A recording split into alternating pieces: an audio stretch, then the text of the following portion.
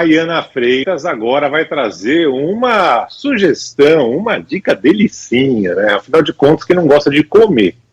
E a Iana vai falar sobre as tendências para o food service em 2023. Conta pra gente, Iana. Bom dia, Barão, bom dia, Sandro, os ouvintes do Band News Station.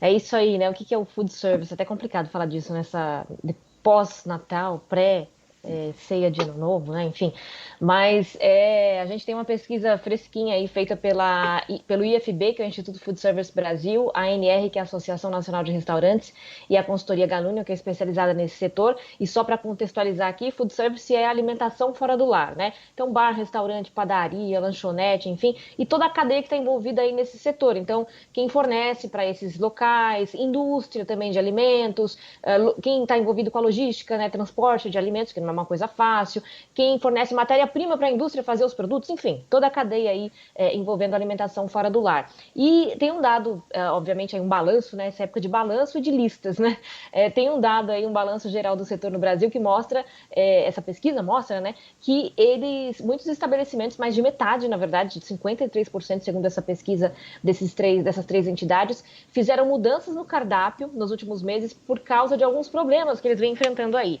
Preocupação com custos, né?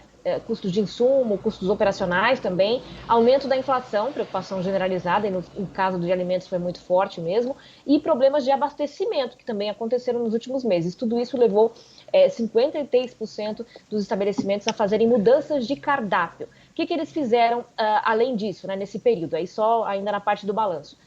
Aumentaram os preços do menu, dos produtos do menu, 74% admitem que fizeram isso, 51% estão mais atentos à adoção de redução, à adoção de medidas de redução de desperdício de alimentos, né, para reduzir desperdício de alimentos, 37% mudaram de fornecedor, estão comprando de outros fornecedores, 44% estão comprando diretamente dos produtores artesanais, aí reduz o custo também, outros 43% diretamente da indústria de alimentos, sem intermediários, né? E 39% estão fazendo o que nós, consumidores finais, estão fazendo também, estão indo para o atacarejo, que aí nos Estados Unidos chama de cash and carry, né?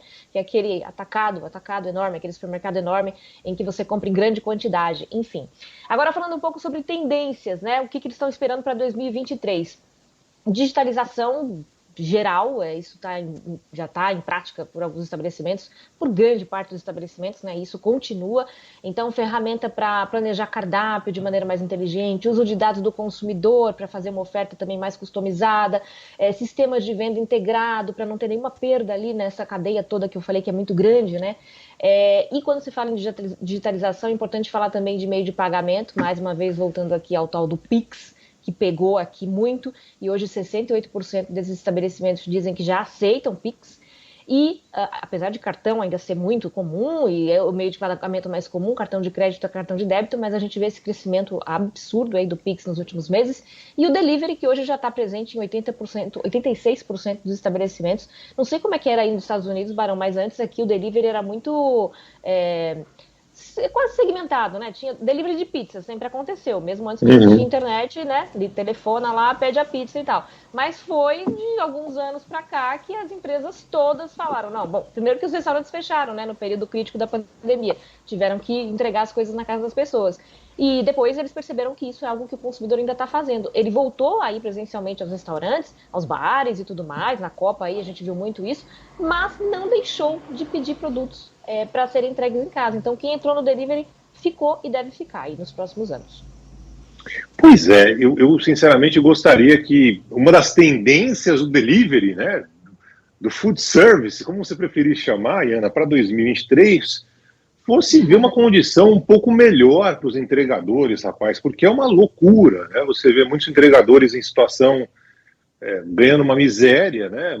Aquela loucura de ficar correndo e colocando a vida dele, muitas vezes a vida de outros em risco e tal. Aqui nos Estados Unidos não é diferente, não. Essa batalha dos entregadores que, né, durante a pandemia ficou um negócio fundamental, é a mesma coisa. É a mesma coisa. Os direitos também são poucos, o salário muitas vezes não é nada, né? Enfim, seria o que você quer para 2023 do food service, dessa história toda em geral? Pô, que o entregador ganhasse uma condição melhor, viu, de grana e de de vida. Fala aí, Sandro.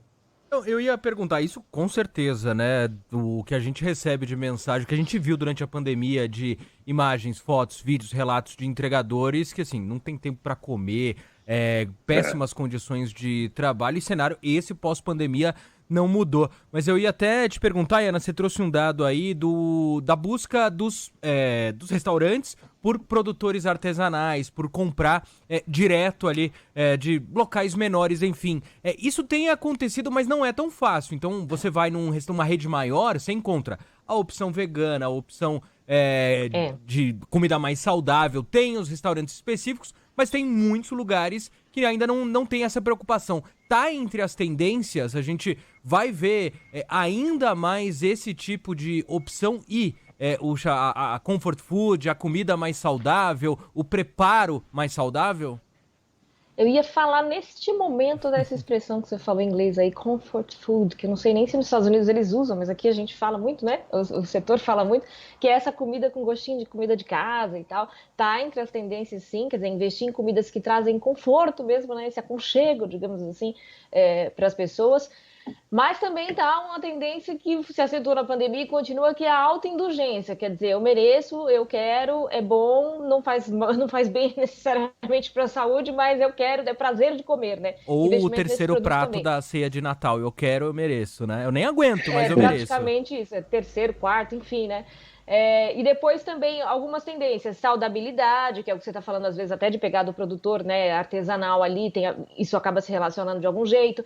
Uso de ingredientes que dão mais bem-estar ao consumidor, ou que tem, aliás, permitem que consumidores que têm restrição alimentar se alimentem nesses restaurantes, então alimentação sem glúten, sem lactose, sem produtos que podem causar alergia, por exemplo, e grande investimento, 19% dos bares e restaurantes aqui, segundo essa pesquisa, pretendem investir em algo que a gente já tem visto também, que é você comentou agora, que é veganismo e vegetarianismo. Antes era algo que era muito restrito a estabelecimentos específicos, a depois alguns pratos específicos. Hoje é difícil você ver um cardápio, menu do dia, menu executivo, não ter ali no prato do dia uma opção vegana, pelo menos, né, ou vegetariana, enfim. De fato, essas são tendências muito, muito fortes aí para 2023 e além. E podemos começar praticando já aí, fora a indulgência, saudabilidade, né? Agora no ano novo, quem sabe? É um desafio, né?